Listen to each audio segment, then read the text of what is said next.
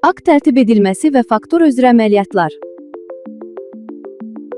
Həm debitor, həm də kreditor üzrə səhifələrə daxil olaraq, uyğun faktura nömrəsi üzərindəki linkə daxil olaraq açılan pəncərədə həmin fakturaya aid bütün məlumatları görə və müxtəlif əməliyyatları yerinə yetirə bilərsiniz.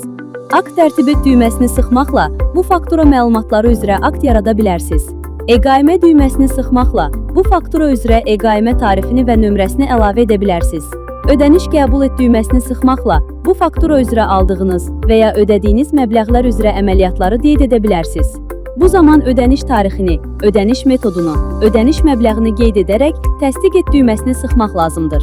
Müştəriyə göndər düyməsini sıxmaqla bu fakturanı müştərinin daha öncə qeyd etdiyiniz e-mail ünvanına göndərə bilərsiniz. Həmçinin iş nömrəsi və menecer üzrə məlumatları dəyişə bilərsiniz.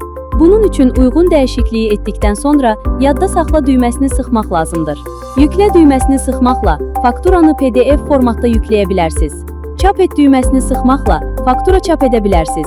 Fakturanı ləğv et düyməsini sıxmaqla fakturanı ləğv edə bilərsiniz.